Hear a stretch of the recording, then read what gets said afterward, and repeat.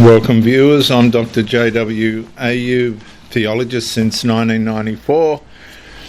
As we continue the life of Muhammad and the verified revelation structure of the people of the book, we arrive safely at episode 8. The expectation of recognition. Now, in the previous episode, Pressure and Loyalty strain began forming around Muhammad's new emerging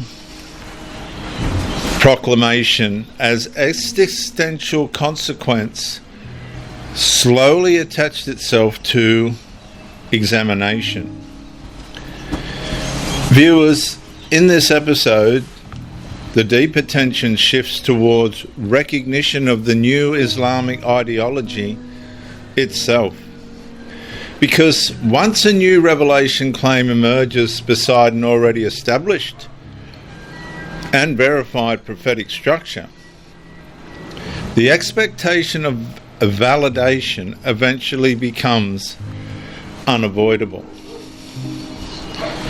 At first, the expectation remained mostly implicit, not fully stated, not fully systemized, but it was present.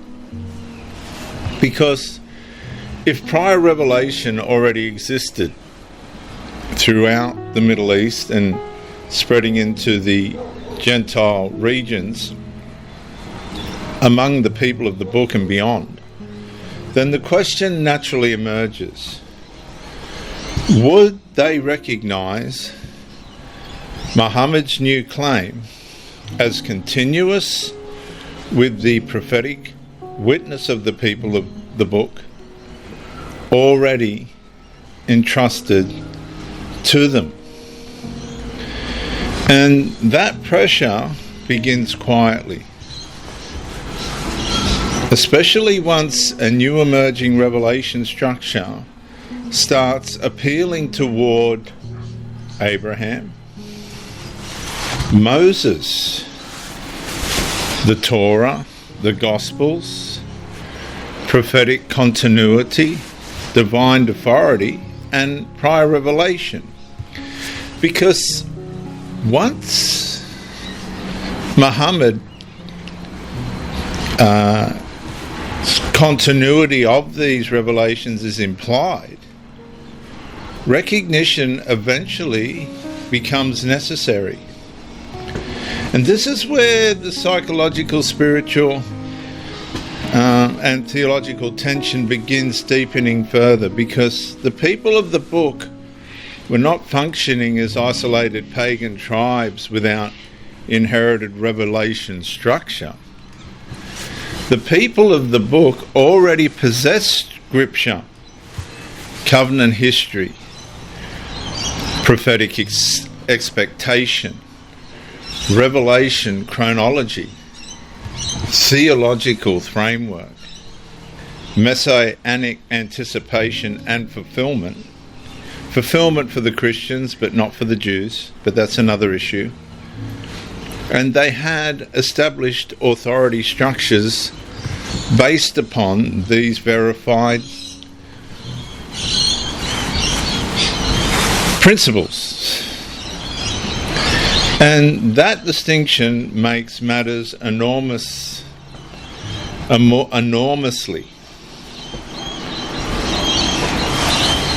Because recognition inside an already established prophetic system is not governed merely by sincerity, intensity, conviction, or social momentum.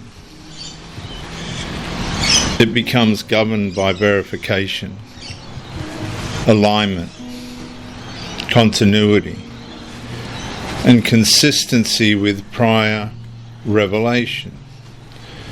And viewers, that creates pressure on every latter revelation claim, including Muhammad's. Viewers, the Qur'an itself repeatedly appeals toward prior revelation authority. In Qur'an 5:68, it reads, "Say, O people of the Scripture, You are standing on nothing until you uphold the Torah and the gospel. And that appeal is extremely important because it acknowledges the continuing relevance of prior revelation while simultaneously introducing a new latter Islamic ideology revelation structure alongside it, beside it, in parallel with it. And viewers, once both structures exist beside one another, comparison becomes unavoidable. Not emotionally, chronologically, textually, theologically. The pressure deepens there because expectation of recognition can quietly become expectation of acceptance. And once acceptance becomes expected, disagreement can begin appearing not merely as theological caution, but as resistance. And that pattern appears repeatedly throughout authority history.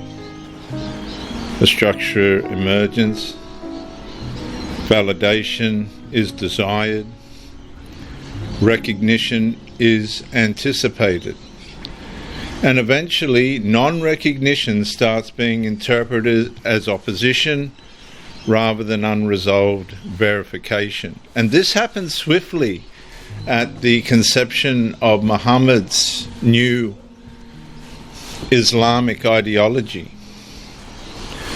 The mechanism becomes especially important once theological identity begins attaching itself to its outcome.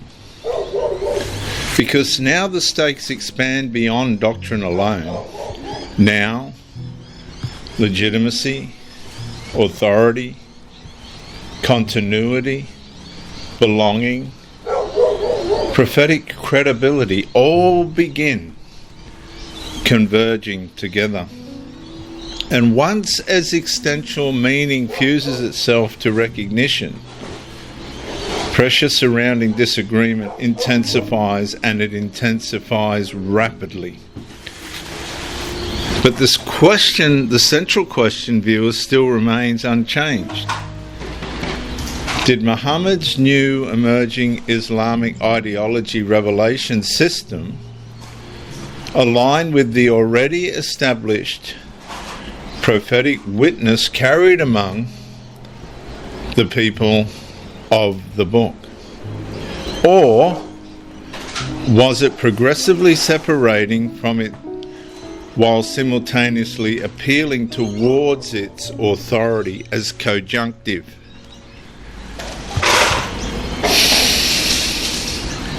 Viewers, that distinction becomes increasingly difficult to avoid, especially because prior revelation was not absent. It was already existed publicly, historically, textually, theologically. And where this tension surrounding recognition quietly transforms into a deeper issue of things such as who possesses the authority to verify continuity? Because throughout biblical revelation structure, later claims were never independently self-verifying. They were tested, they were examined, they were measured against prior revelation. The Bereans examined claims daily against Scripture rather than accepting them through sincerity or pressure alone in Acts 17:11. And even Paul, despite dramatic conversion testimony, entered examination inside an already existing revelatory framework. And viewers, this pattern matters because existential intensity may produce conviction, but it does not independently establish prophetic continuity, nor does social opposition automatically validate revelation alignment. So the truth of it all remains accountable to verification, and that is the pattern repeatedly visible throughout the prophetic structure carried among the people of the book. And once recognition becomes expected before verification fully concludes, theological pressure systems begin tightening again. Not always openly, sometimes relationally, sometimes psychologically, sometimes spiritually. But gradually, one way or another, the atmosphere changes. Questions become heavier. Disagreement becomes costlier. And non-recognition slowly starts carrying existential consequence. Yet the unresolved issue remains standing. Does the new emerging Islamic ideology revelation structure actually continue the already established prophetic witness, or redefine it while still appealing towards its authority?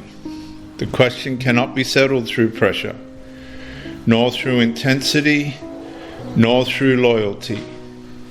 It requires examination, chronology, verification, and continuity testing. Because verified revelation does not fear comparison with prior revelation. It survives it. And this is imperative. Viewers, in the next episode, we move into the growing separation between the people of the book and Muhammad's new Islamic ideology. The growing separation, because once recognition fails to fully materialize, rational and theological distance begins expanding more visibly. And so until then, viewers, you keep well, and I'll see you in the next episode.